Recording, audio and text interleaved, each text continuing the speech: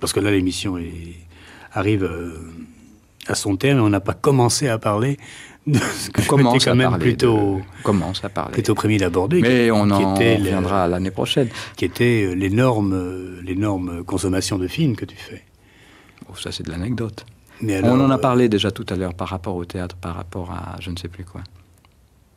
Non, ce sera ma seule question sur la question, c'est comment on fait pour voir à peu près tout ce qui sort sur les écrans parisiens, alors qu'on sait qu'on a de moins en moins de gens avec qui en parler. Parce que les gens voient pour en parler. C'est pas pour en parler, c'est de façon très égoïste. De toute façon, est-ce que c'est utile pour ton travail ? C'est une question que je ne me pose pas tellement. C'est plutôt une drogue. Bon, il y a des personnes, c'est l'alcool. Il y a des personnes, c'est je ne sais pas quelle mixture, etc. Bon, pour moi, je suis addict au fait d'être devant un écran sur lequel on projette des ombres avec un peu de son, accompagné de son, parce que c'est très important maintenant. Non, je suis addict complètement à cette drogue. Et parfois, je peux passer 8 jours, 15 jours sans, comme pour des raisons diverses, si je suis dans un pays où il n'y a pas ça, ou si je suis dans une intrigue qui l'empêche, ou dans un travail trop absorbant. Mais après, il faut que je rattrape, absolument, il faut que je rattrape. Et puis donc, je trouve que c'est lié au travail que j'essaye de faire. Tant mieux.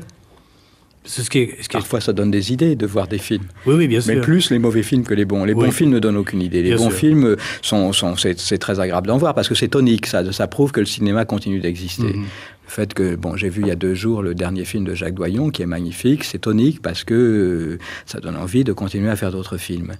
Mais ça ne m'a donné aucune idée. Au contraire, ça les enlève, puisqu'il l'a fait. Je vais pas essayer de faire... Par contre, si je vois quelqu'un dont je me dis, tiens, là, il est passé à côté d'une grande idée, soit il l'a vue, mais il n'a pas réussi à la transcrire, à la travailler, soit il l'a peut-être même pas vue. Donc, du coup, on a envie, effectivement, cette idée-là, de la piquer, de la prendre et de la travailler à sa façon. C'est ça. C'est pourquoi j'adore voir des mauvais films. C'est très reposant, d'abord. Et puis, ça donne des idées. Et puis, parfois, on voit des bons comédiens qui sont égarés dedans. Et ça donne envie, justement, de les prendre et de jouer au Saint-Bernard. Enfin, si on peut, parce que parfois, les comédiens, on essaye de leur donner des bons rôles. On n'y arrive pas à chaque fois.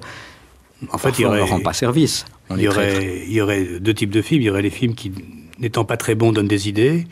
Et les films qui étant bons donnent envie d'en faire d'autres. Voilà, malheureusement, il y a tout l'intermédiaire, alors ça, c'est sans intérêt.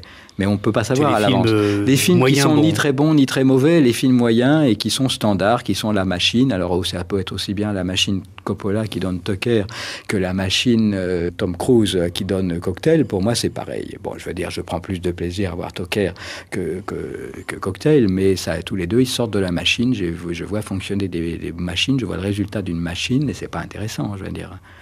Ça m'ennuie prodigieusement.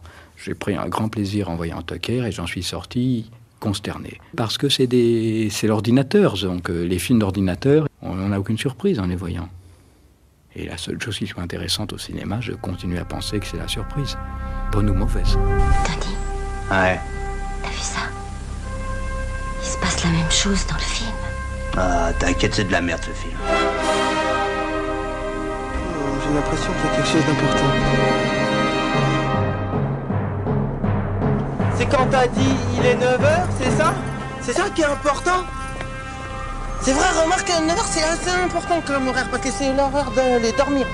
Remarque, une fois, je me souviens, il était couché vers minuit 10. Pourtant, moi j'étais fatigué après. Oh, j'y passerai des jours, des nuits, des mois s'il le faut. Ah non, de Dieu de bordel de merde. Oh, tu me rends dingue. Tu m'en fous. Oh, je suis fou. Oh, proche de Dieu. Oh, ton cul. C'est mon génie.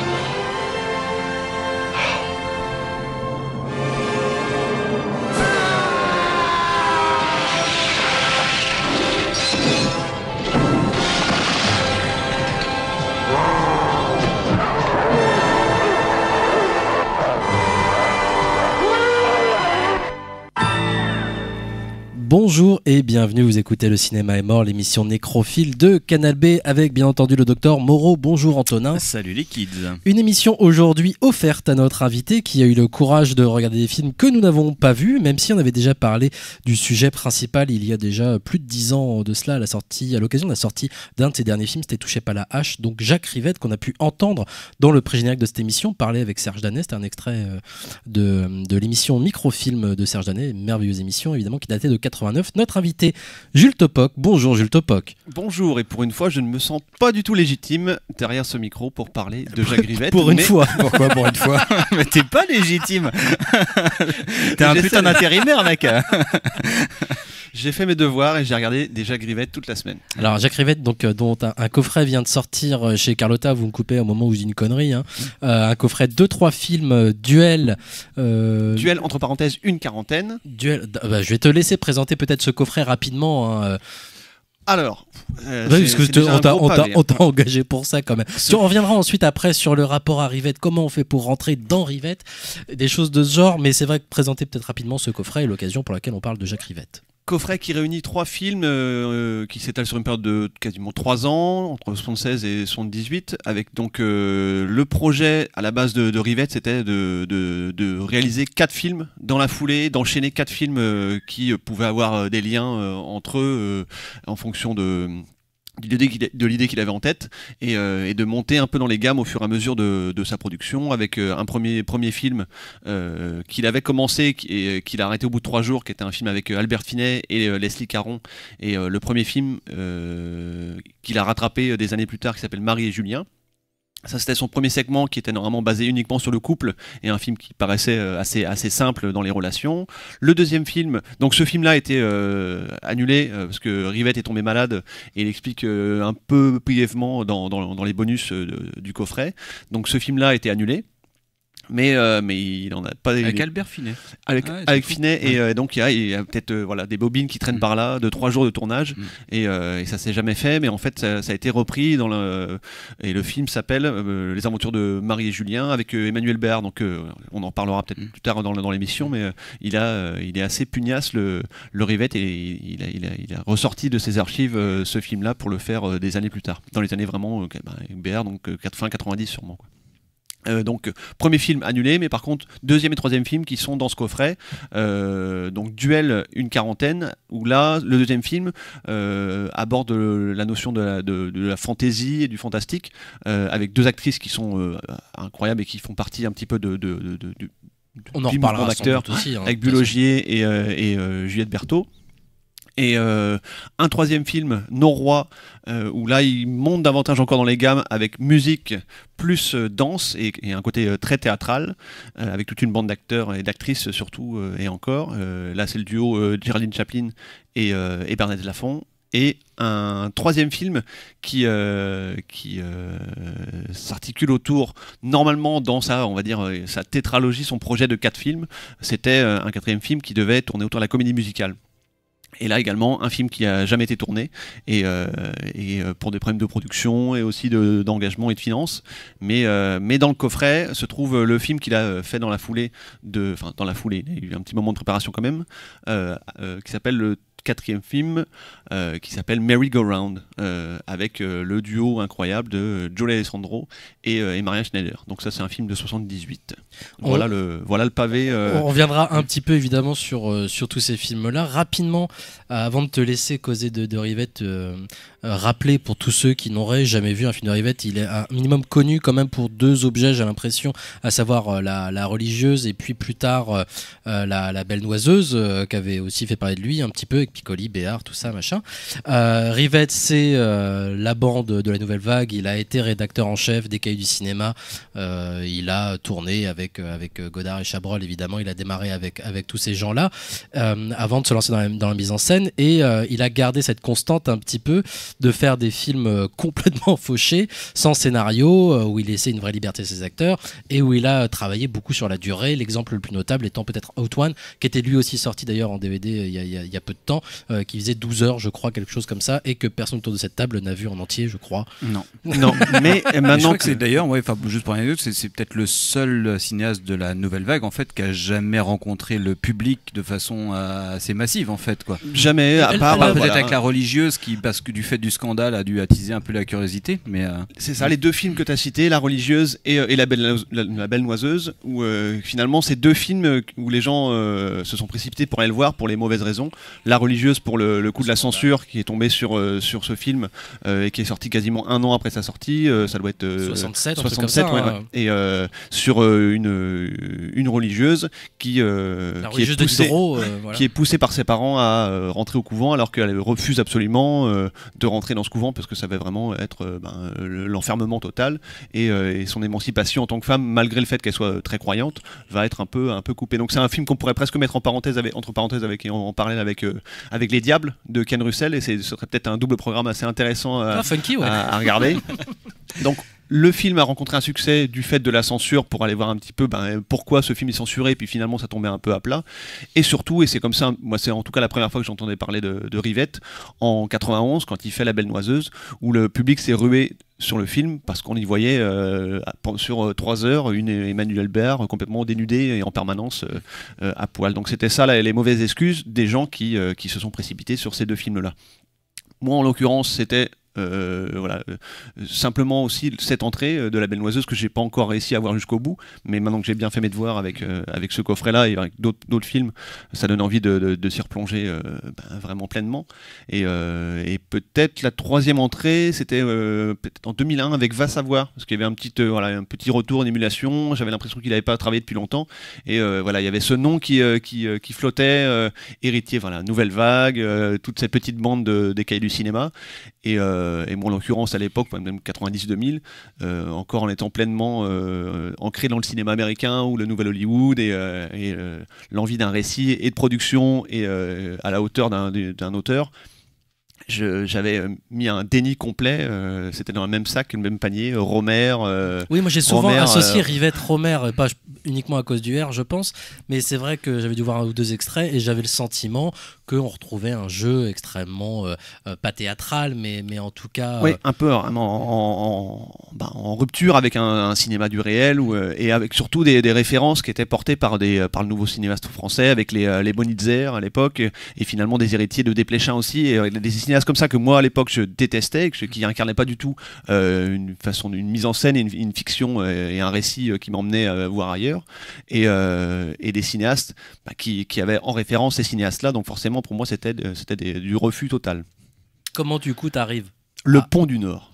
Le Pont du Nord, grâce à la sortie encore de chez Carlotta. Alors Pont du Nord, ça date de début 80. Hein. Alors 81, mais le Pont du Nord a été est ressorti dans une superbe copie l'année dernière dans un coffret qui réunit et le Pont du Nord, donc 81, et un film qui date de 74. Tu vas peut-être m'aider là-dessus, Antonin. Céline et Julie vont en bateau. Ouais, c'est les années 70, ça c'est sûr, mais alors je pourrais être incapable de donner la bonne date. Je pense que ça va être dans ces eaux-là, c'était un petit peu avant les films qu'on a présentés dans le coffret là.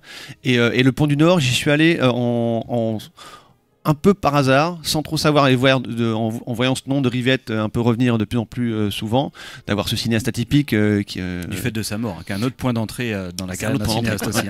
Et de se dire, il a fait tout ça et j'en ai absolument rien vu, et en découvrant le Pont du Nord, d'être complètement neuf, et d'avoir la découverte de Rivette et de son récit, et puis sa façon de filmer, sa façon de présenter une histoire qui est pas du tout peut-être facile d'entrer, et en même temps la découverte de Pascal Augier, pour enchaîner directement avec Les Nuits de la Pleine Lune de Rohmer. Donc c'est et la découverte d'un cinéaste et d'une forme de récit et d'une mise en scène, et c'est aussi être complètement éberlué de découvrir cet ovni qu'est Pascal Augier. Le Pont du Nord m'a laissé complètement sur le cul de liberté, de déambulation dans Paris, et de me dire quelle est ma place dans ce film-là en tant que spectateur, et de me laisser complètement emporter, d'avoir une forme de récit qui était, à mon sens, complètement inédit. Ah, tu me dis si je me trompe, il y a une espèce de mélange entre une espèce de grande quotidienneté et puis de la fantaisie, voire du fantastique complètement dans le Pont du Nord, peut-être pas encore là, vraiment il avait sur sa trilogie auparavant, oui, le fantastique est vraiment en place. Là c'est très terre à terre et on peut dire très parisien. Il y a un côté fascinant à voir sa caméra virevolter dans les rues de Paris, mais sans connaître Paris. On avait envie de plonger dans ce film-là, et donc il y avait un côté très agréable, même si on se laissait un petit peu mettre de côté par ce qu'il nous racontait ou par ce qu'il nous raconte pas quelquefois, Rivette, de se laisser emporter par ces images-là et de voir Paris et de voir un film quasiment sociologique ou urbaniste d'images magnifiques. C'est un duo de cinéastes et de chefs opérateurs qui rentre pour moi aussi un peu dans l'histoire, entre Rivette et donc Lubchansky, qui de mémoire a beaucoup travaillé aussi avec Garel. Et qui fait des images somptueuses, et de poser des personnages qui, comme tu l'as dit peut-être voilà, au début de l'émission, d'avoir une idée, un bout d'idée, et de ne pas avoir de script complètement conçu de A à Z en pré-production. Et je sais même pas si ce terme pré-production peut vraiment avoir du sens chez un cinéaste comme ça, mais de se dire tiens, j'ai une idée, et de pouvoir à l'époque se lancer dans une production. Explorer, en fait, c'était un peu ça son goût, c'était d'avoir les éléments nécessaires pour pouvoir explorer soit des personnages, soit un univers, et laisser l'impression au spectateur qu'il puisse se balader et participer activement en fait à ce qu'il voyait sur l'écran. C'est exactement ça. Et je crois qu'il a poussé ça au paroxysme avec Out One, où j'avais l'impression que, en tout cas dans ce que j'ai pu voir, c'est de te dire action, et qu'il laisse les personnages complètement improvisés par les acteurs pour et il les laisse libre cours à, donc ça amène un foutoir, ça amène aussi, je pense dans toute la filmo là, de Rivette, d'être soit ça fonctionne, ou alors on se laisse complètement déborder par le film, dit mais où il veut nous emmener, qu'est-ce qu'il nous raconte, et d'être finalement un peu en recul. Moi, soit ça fonctionne, comme avec le Pont du Nord ou là pour Duel, ou d'être vraiment mis à l'écart et de pas rentrer du tout dans le film. Là, en l'occurrence, pour moi, c'est Céline et Julie vont en bateau, et je crois que toi Antonin, t'as peut-être pas tout vu encore, mais t'as été complètement happé par le film. Ah ouais, mais moi, après, bon, voilà, moi j'en ai vu que deux. Enfin, je dirais ce que j'ai vu. Effectivement, Ne touchez pas à la hache à sa sortie, mais alors, ça remonte tellement et j'avais aucun souvenir du film. Mais c'est vrai que du coup, j'avais été pour préparer cette émission, je me suis maté le Pont du Nord qui m'a laissé complètement de côté. Mais Céline et Julie vont en bateau, que j'ai pas eu le temps de finir, mais je suis pas complètement fanat de ça. Après, ça m'intéresse, et c'est vrai que pour rebondir un peu sur ce que vous disiez sur le récit, il y a quelque chose effectivement qui est très particulier, parce que il y a quelque chose qui pourrait paraître quand on tombe sur ce genre de cinéaste, pour quelqu'un qui ne serait pas familier de ça, on se dirait c'est complètement artificiel. C'est-à-dire qu'il y a quelque chose où le cinéma en fabrication ne se cache jamais vraiment. C'est question de l'embryon de scénario a un côté presque artificiel, mais il est tellement artificiel, c'est-à-dire qu'il devient presque complètement beaucoup plus réaliste, c'est-à-dire que on voit le cinéma en train de se faire, c'est-à-dire qu'il y a un embryon de fiction. Si on prend l'exemple du Pont du Nord, ce côté ce personnage de Bulogier qui arrive, dont on apprend plus ou moins que peut-être qu'elle aurait un passé qui serait qui sortirait de prison, ouais. Qui est mis en relation directement avec un personnage qui au contraire apparaît en même temps que sa présence à l'écran, qui est presque sans passé, sans presque futur, qui est une pure présence, du cinéma. Alors ça, c'est bien aidé par la présence justement de Pascal Augier, mais où d'un coup on sent que les personnages, dans leur motivation, il y a des rapports qui se font entre les personnages qui sont juste du pur présent, qui du coup vont échapper complètement à toutes les conventions dramaturgiques de mise en scène qu'on a l'habitude, par lesquelles on est habitué à regarder de la fiction en fait. Ouais. Là il s'agit vraiment de presque, c'est presque le côté laboratoire, on a deux personnages en même temps, et c'est presque d'eux-mêmes qui vont décider de se suivre, et que de leur rencontre vont se créer de la fiction, plus des va-et-vient, toujours sur des arguments un peu scénaristiques très vaporeux. C'est très vague. Ouais. C'est très vague. Et du coup, on arrive à un sentiment de réel hyper fort, je trouve, mais du fait de plein de choses qui nous paraissent complètement artificielles, mais parce que anticonventionnelles, quoi. C'est vraiment ce lien qui fait entre un cinéma et en tout cas une écriture qui est peut-être très référencée, parce que j'ai bien l'impression que Rivette est un sacré érudit, que ce soit un érudit théâtral ou sur la mythologie ou sur la littérature, et de prendre toute cette inspiration qui le guide, et de pouvoir pondre des films de 3 heures, 4 heures, et d'en faire 3, 4, 5 en l'espace de 3-4 ans. C'est une espèce de volcan qui est en permanence en recherche, Et c'est, d'après ce que disait Bulogier, c'est un peu le cinéaste du je ne sais pas. Donc ne comptez pas sur lui pour avoir des indications précises. Et il a simplement engagé des actrices ou des acteurs où il se dit dans son petit cerveau, il dit, tiens, lui et elle, j'ai l'impression que ça va fonctionner. Et de laisser finalement opérer un peu. Donc c'est très très fantasmagorique comme idée du cinéma, de se dire, tiens, on va mettre juste des choses en place et on va voir si ça fonctionne ou pas.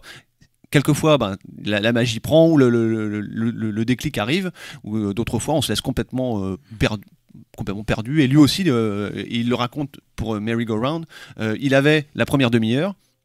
Et les 2 heures suivantes, il les avait pas du tout. Donc, et ça se voit complètement à l'écran. La première demi-heure de Merry Go Round est vraiment, on va dire, un film d'enquête avec 2 personnages qui ont reçu le même télégramme et qui se retrouvent dans un hôtel. Et tout est en place. Et là, ça se suit. On observe ça avec le spectateur qui peut être un peu passif.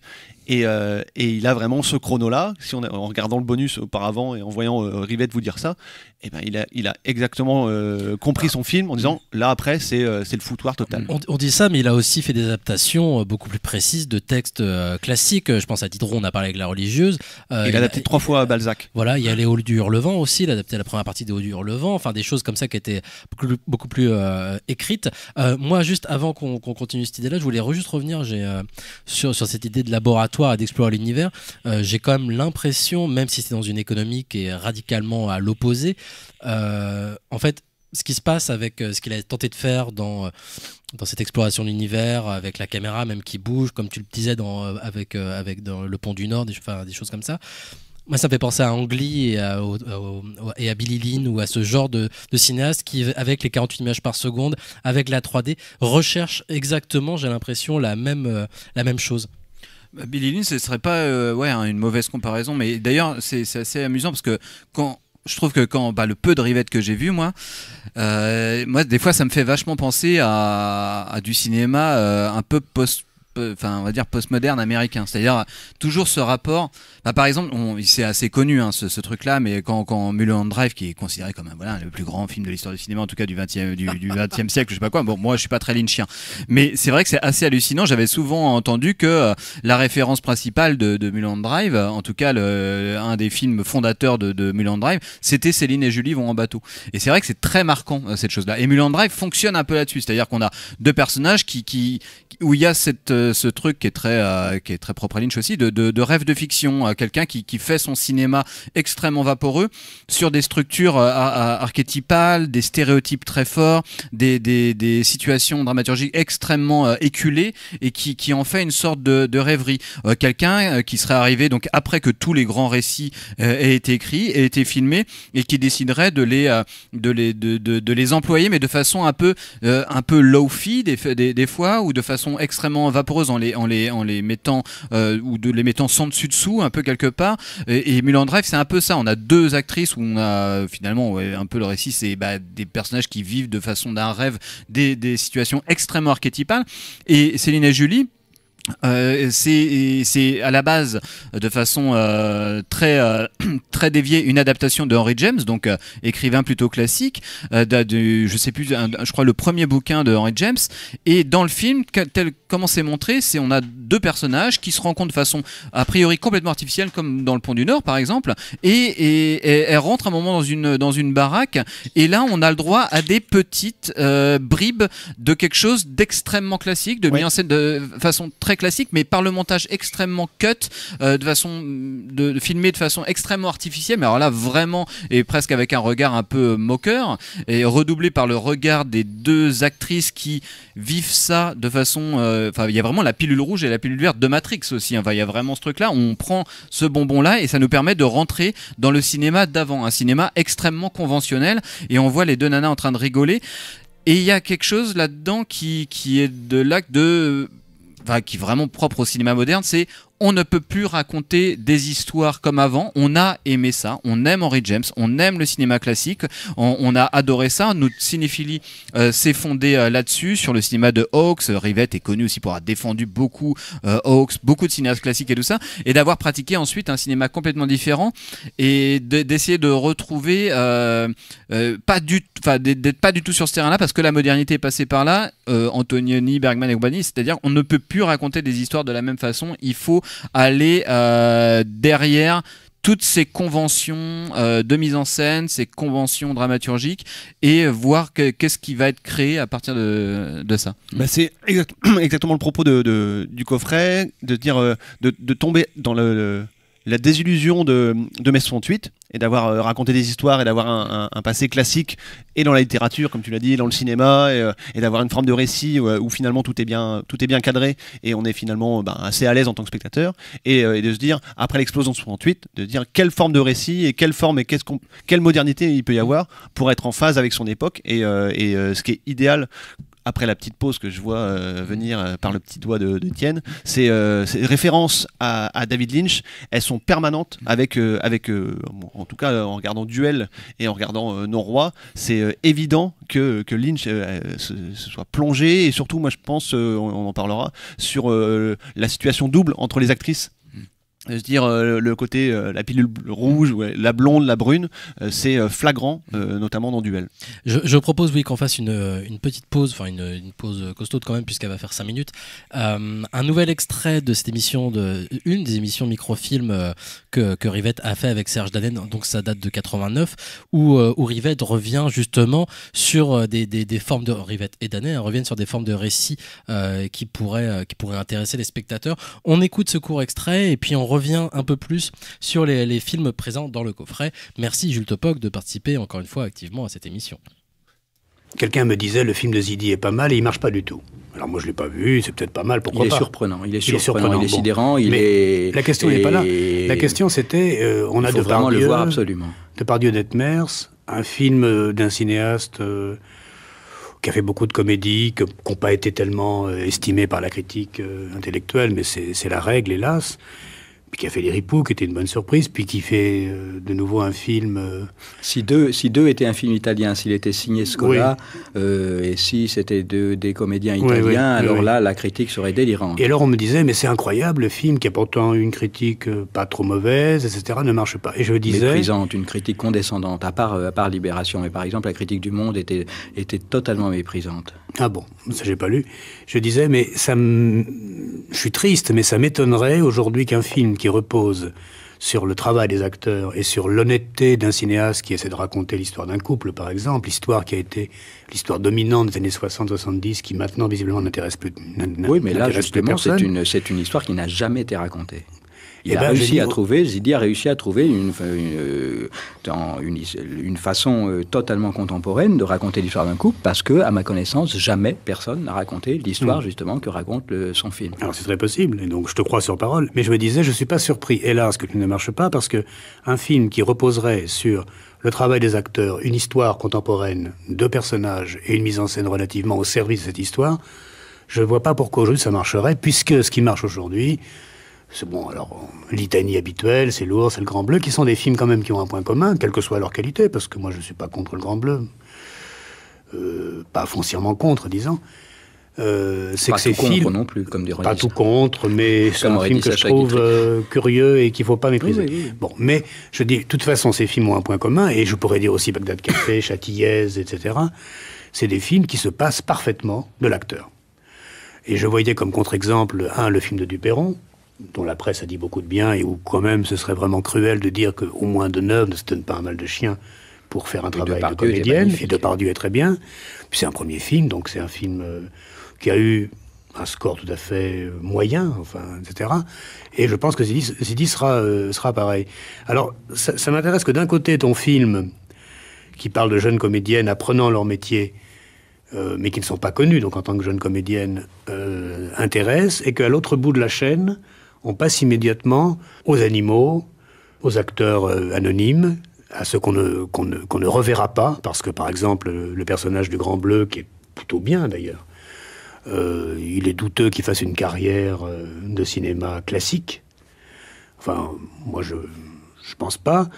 Et que beaucoup de gens qui disaient « Ah, assez du cinéma d'auteur parce que c'est des intellectuels dégoûtants qui se masturbent, qui ne font pas les vraies histoires. » On a beaucoup entendu ça depuis 5 ans. On veut des scénarios. Ça boucle avec l'émission de la semaine dernière. On veut des scénarios de béton et des acteurs que tout le monde aime. Or, il arrive que des cinéastes font en gros ça, le font pas trop mal, et on se rend compte que c'est pas ça. Tant Duperron que Zidi. Voilà, on se rend compte que c'est pas ça qui est décisif, que c'est pas ça qui intéresse les gens. Les gens sont sur un autre scénario, en tant que spectateur, en tant que consommateur d'images, qui met en branle autre chose, mythologique, sur la figure, sur le désert, sur la désaffection du monde, sur l'envie d'amour, sur le père mort, sur les éléments, enfin bon, sur le Paris-Dakar. Mythologique, tu l'as dit, c'est effectivement, les gens ont envie de mythes. C'est le point commun de Bagdad Café, du Grand Bleu, de tout ça. Absolument. Bon, films qui sont plus ou moins réussis. Moi, il y en a certains que j'aime bien et d'autres que j'aime moins.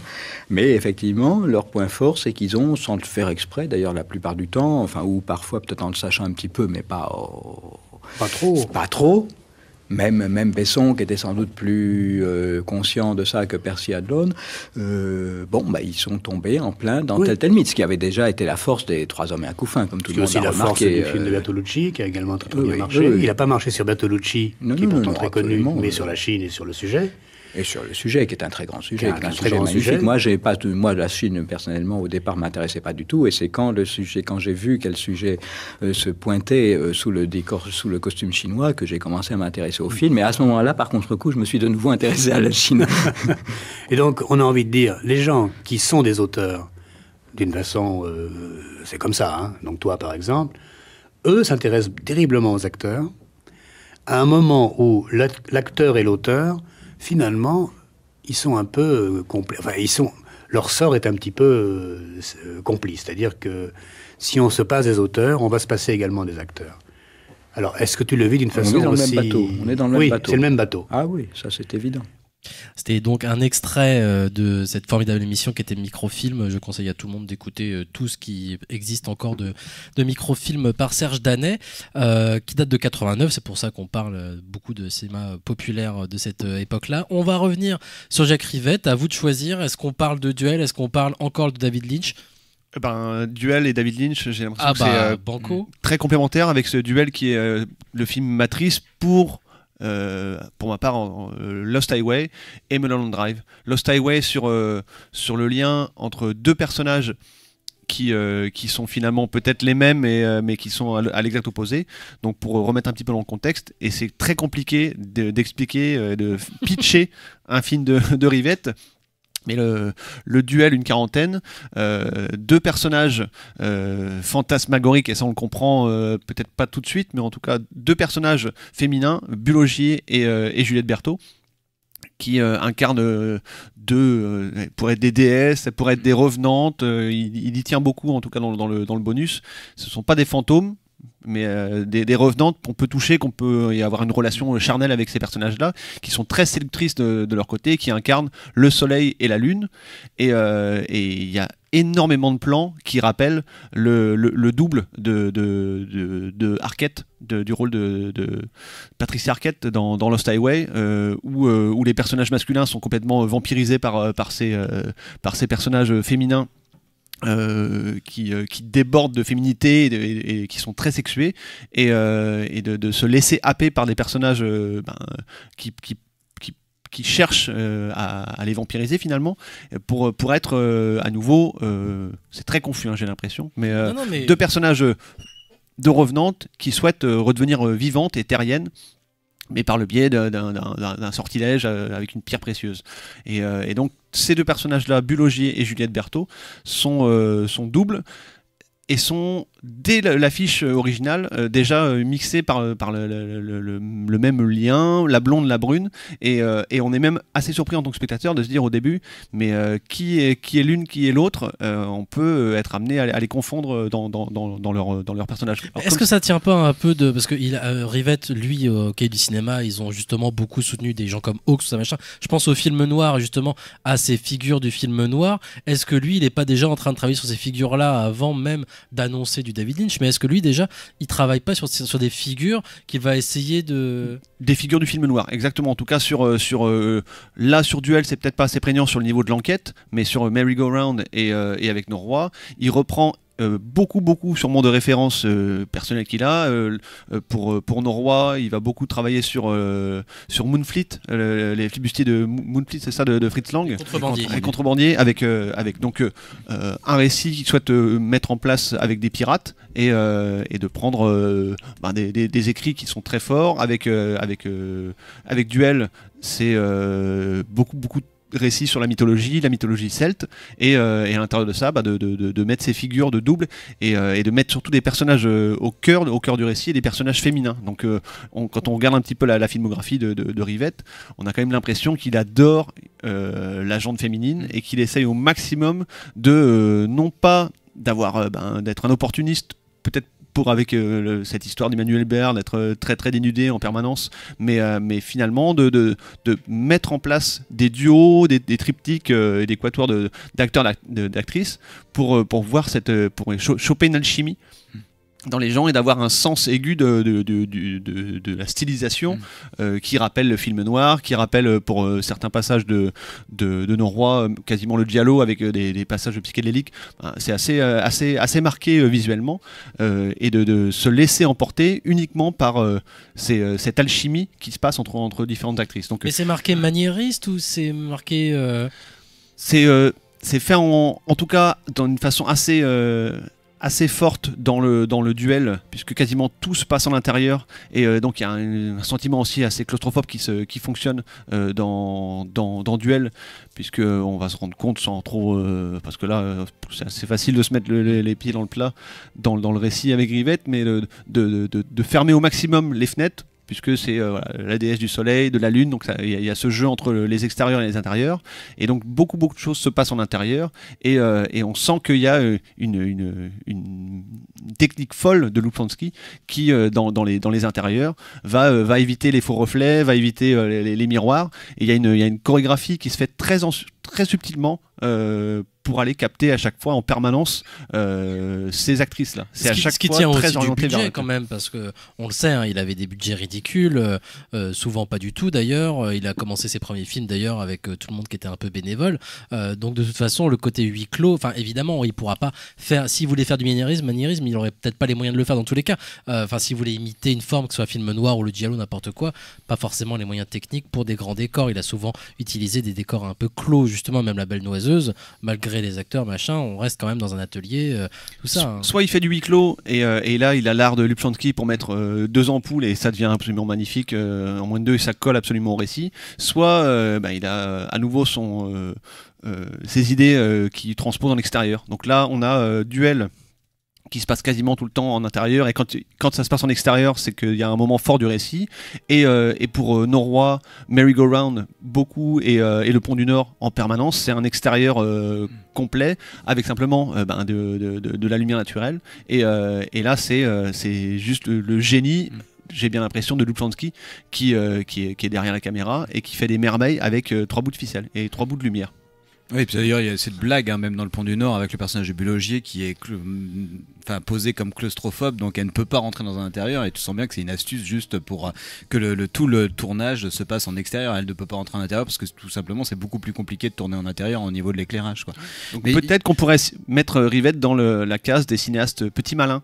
Mais non, mais je pense que dans ce truc-là, après moi j'ai pas vu peut-être des propositions formelles aussi fortes que ça, dans Duel ou Norrois, que j'ai pas vu, ou quelque chose qui serait plastiquement très marqué. Moi j'ai toujours l'impression que c'est dans une sorte d'épure et dans une sorte de façon de tournage direct, quoi. Enfin, en tout cas, que le Pont du Nord ou Céline et Julie, il y a vraiment de ça. Et pourtant, même avec ce côté très, très épuré, on sent bien que ce qui vise, c'est au contraire l'idée, quoi. Enfin, quelque chose qui serait de l'ordre aussi du mythe ou de grands concepts, mais ce qui vise, mais de façon, c'est jamais plaqué, quoi. Enfin, c'est carrément jamais plaqué. On sent bien qu'il y a cette façon de faire du cinéma qui est propre au cinéma moderne. Moi, j'ai toujours ça en ligne de mire, Piala, parce que je ressens la même chose là-dessus. C'est-à-dire qu'est-ce qui reste quand on a enlevé tout le gras, quoi, en fait, quoi. Quand on a enlevé Piala, pour moi c'est le cinéaste de ça. C'est que qu'est-ce qui reste quand t'as enlevé tout le gras du cinoche, tel qu'il le disait.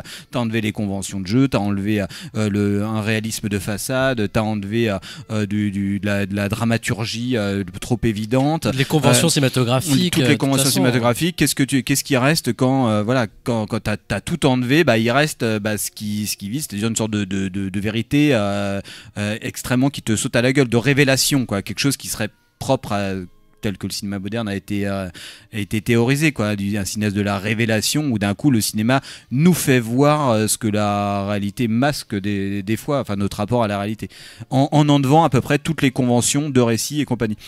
Et je pense qu'il y a ça vraiment de façon très forte chez Rivette. Et je voulais revenir, à part si tu voulais rebondir là-dessus, mais aussi sur le rapport aux femmes, ce qui paraît à la fois, c'est très étrange, que je trouve dans Pont du Nord et dans Céline et Julie, il y a un rapport assez fort aux égéries, en fait, chez Rivette, où t'as des personnages, des actrices féminines qui apparaissent, où tu dis mais c'est dingue, enfin la puissance qu'elles peuvent avoir dans leur présence, hein, tout simplement, quoi, où tu dis mais c'est incroyable, l'invention, j'ai jamais vu ce type de présence à l'écran, j'ai jamais vu ça. Et un des trucs, c'est qu'on sait que voilà, l'histoire du cinéma, c'est vraiment, en général, c'est les hommes qui filment, hein, pour des raisons plus sociologiques, évidemment, qu'autre chose. Mais en général, et le sujet, le féminin a toujours été un sujet plus qu'autre chose. Et ça a toujours été un peu vectorisé par un regard masculin, en fait. Je pense que La Belle Noiseuse, que j'ai pas vue, ça doit être, c'est un peu le cœur du film, quoi. On a un rapport de l'artiste à son modèle. Ouais, et qui épie sous toutes les coutures et qui va essayer de capter pour transposer une certaine idée qu'il a peut-être. Donc, mais de filmer quelque chose qu'il n'arrive pas à maîtriser, c'est-à-dire une présence, un charisme, et d'essayer de peut-être à l'image de l'artiste qui essaie de Piccoli, qui essaie de capter cette beauté ou ce charme sur le papier. Lui, peut-être Rivette, il filme peut-être toutes ces actrices parce qu'il a quand même un casting dans toute sa filmographie qui est à chaque fois assez hallucinant, et on a l'impression il en parle dans les bonus d'avoir des personnages non pas comme Hitchcock ou qui sont très référencés, une blonde un peu vaporeuse, et comme il le dit, qui ont l'air de pas y toucher mais finalement qui ont plein de ressources, ou alors la figure oxienne, très élégante, très élancée, très masculine finalement. Oui, c'est ça. Et dans toute la filmo, de ce qu'on a pu voir pour l'instant de Rivette, entre nous là, de dire on n'a pas un personnage féminin rivettien qui prend le dessus. On a des ribambelles de profils. Avec on passe par exemple Nicole Garcia, qui joue quasiment une figure de mode, une ticket girl et qui est d'une élégance folle, à un personnage un peu plus bourru, qui est complètement à l'image de Marianne Schneider dans Merry Go Round. Mais il y a des personnages de pouvoir aussi. Enfin, moi je pense à Balibar dans Touchez pas l'âge, par exemple, qui était quand même un personnage de pouvoir. Enfin, j'ai quand même le sentiment même si ça reste le bonhomme qui filme des femmes avec un regard masculin dans tous les cas, hein, parce que ça restera toujours le cas, qu'il a essayé de donner à ses actrices des rôles des rôles et de vrais personnages, des rôles qui sont incarnés, mais avec à chaque fois une actrice qui finalement ne pouvait pas être quelqu'un d'autre. Mais après, c'est pas. D'avoir cette figure, je pense qu'il y a ce truc, c'est pas médiatisé par un regard masculin, en fait. Enfin, évidemment, de fait, c'est lui qui filme. Mais quand on pense à la représentation de personnages féminins forts, on ressent, enfin chez Hitchcock, c'est vrai, très marquant, hein. Il y a que Hitchcock qui filme, et on sent très bien que c'est le fantasme est passé par là, et que c'est en plus inscrit dans c'est Vertigo, quoi. C'est inscrit dans ces récits d'un homme qui regarde une femme, et voilà, ça peut être splendide, mais ça reste un regard masculin. Là, moi, j'ai l'impression, je me base uniquement sur le Pont du Nord et sur Céline et Julie, mais que d'un coup, il y a pas cette médiatisation. Là, d'un coup, on a des deux personnages, et c'est aussi dû au fait que les films sont coécrits, hein, souvent. Hein, ils sont coécrits par Bulogier et sa fille Pascal Augier dans le cas du Pont du Nord, et par Juliette Berthaud, et j'ai oublié l'autre actrice dans Céline et Julie.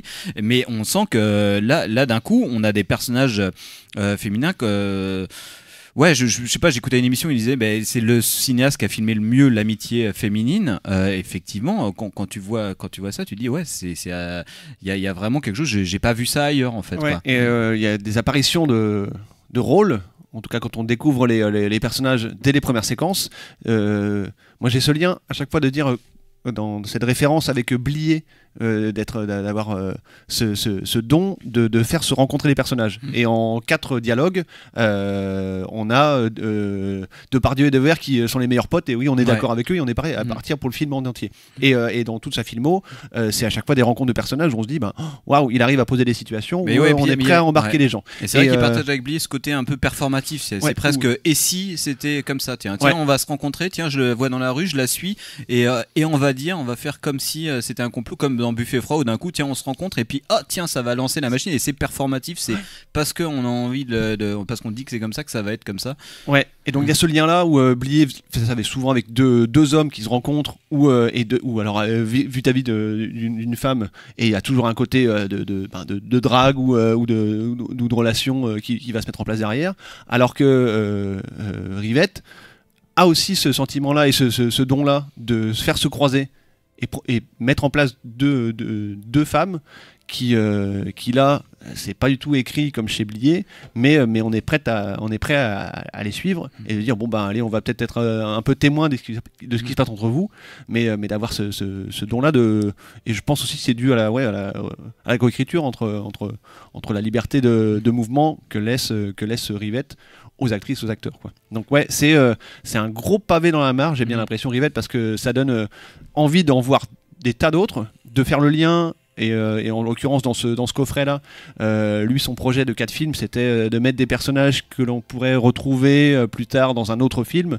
mais avec un rôle différent. Mais en tout cas, d'avoir ce lien-là. Il avait vraiment un projet de sériel, quoi. Donc il est hautement sympathique dans les interviews qu'il donne, et il est un peu à l'image de ses films. Il commence des phrases, il est très nerveux, mais on sait peut-être pas trop, il est très flou dans ses propos, et il exprime ce flou par ses gestes, étant l'impression qu'il parle en langage des signes. Donc il est assez impressionnant comme personnage et comme metteur en scène, de se dire il fait un peu par-dessus la jambe, alors qu'on a aussi l'impression que tout est très très très calculé, et que c'est d'un geste libre, comme un geste qu'il aurait fait un geste d'artiste, quoi. Donc ça donne envie de plonger dans des tas de films encore de lui. Et ce qui est cool, c'est que avec des coffrets comme ça, on a 3 films qui sont dans une qualité folle.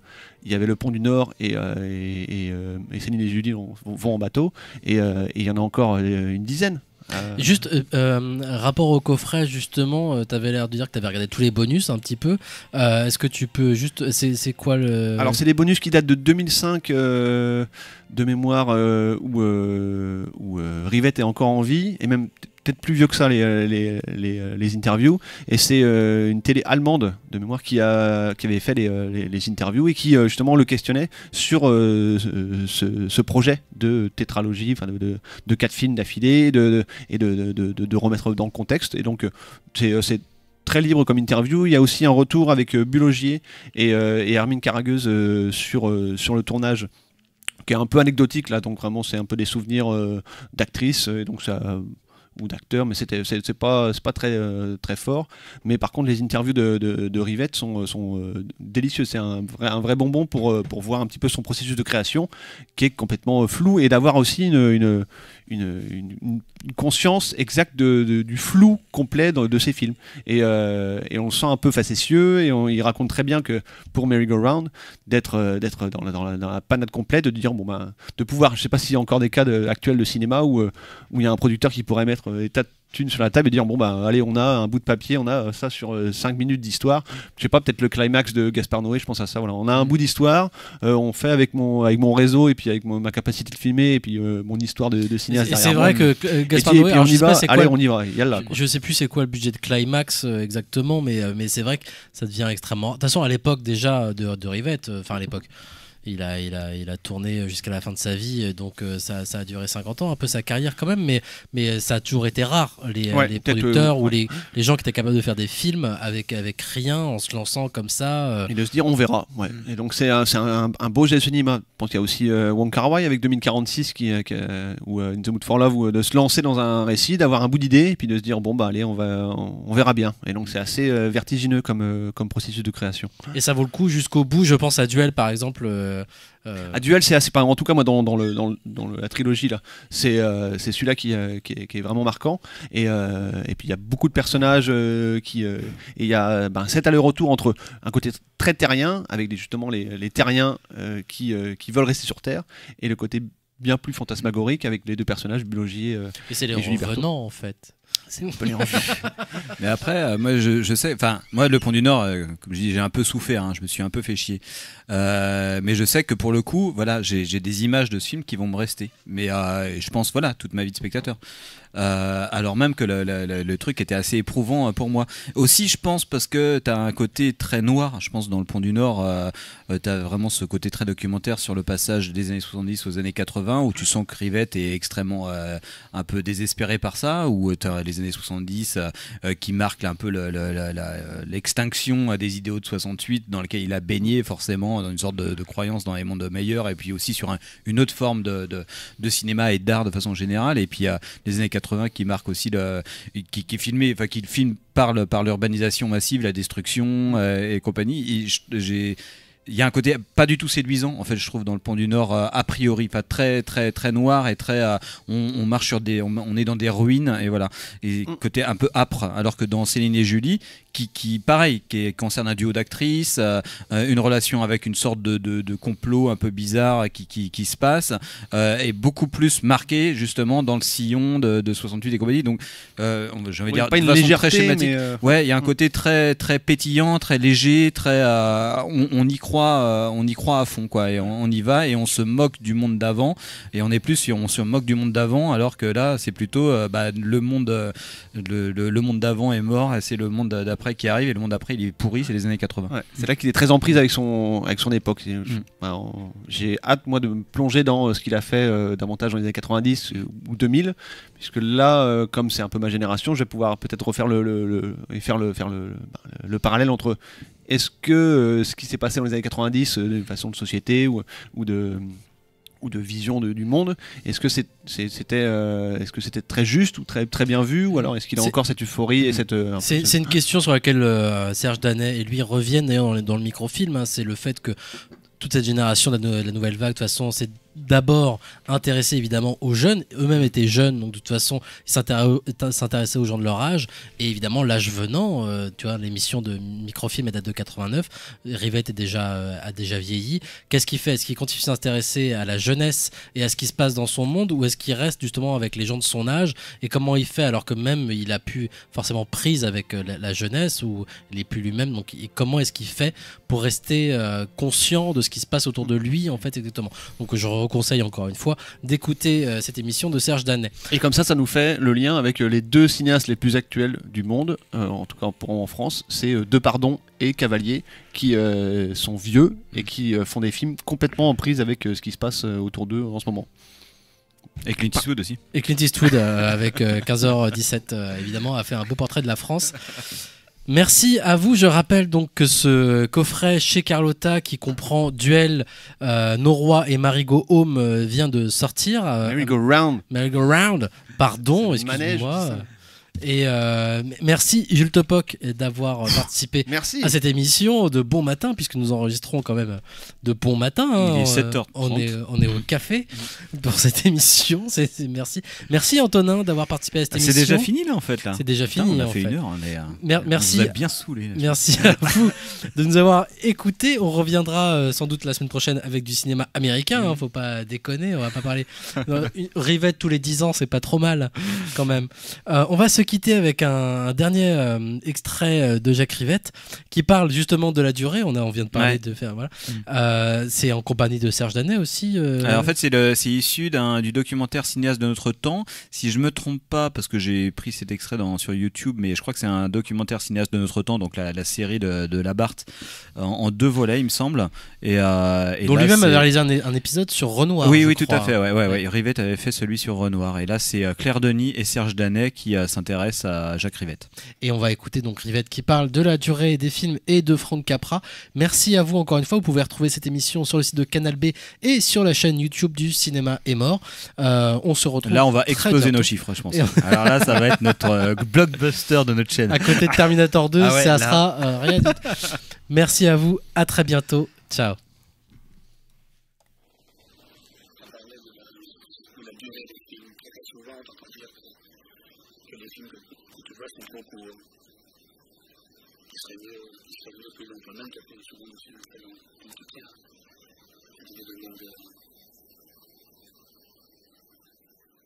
J'ai l'impression que il y avait un art dans les films il y a 50 ans effectivement de la PST, de la concentration des événements, des idées, qui est vertigineux quand on revoit ces films-là et qui a été complètement perdu.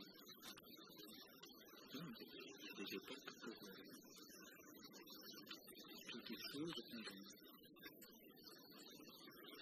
Mais j'ai revu par exemple il y a 2 mois le film de Capra et Capra dans la New York Miami. J'étais absolument sidéré par ce film de un souvenir agréable et confus. Par sa modernité d'abord, mais modernité parce que d'une certaine façon c'est le premier renouveau. C'est on a fait un voyage, non pas de New York à Miami, mais de Miami à New York, avec les incidents, tantôt sur l'autocar, tantôt sur le stock, tantôt sur les moyens de fortune, avec une progression dans les sentiments des personnages, et avec des gigantesques parenthèses où l'histoire s'arrête, ça j'avais totalement oublié dans le tocar, tout s'arrête, on écoute, il y a la chanson du jeune homme au trapèze volant, donc on a tout découpé. Avec à chaque fois, bien sûr, Capra trouve des nouvelles idées pour chaque couplet, ça devient de plus en plus étonnant. Et ça dure 1 heure, par 1h40. Maintenant, je suis persuadé que pour aller de Miami à New York, c'est un film qui aurait la même densité de situations et de personnages. Les cinéastes sérieux pourraient faire ça même 3 heures, parce que c'est le même voyage. Donc, les moyens de locomotion ne sont pas plus rapides maintenant, ils sont plus lents. Il y a 50 ans. Il faut beaucoup plus de temps maintenant pour aller de Miami à New York qu'en 1934. Ça, c'était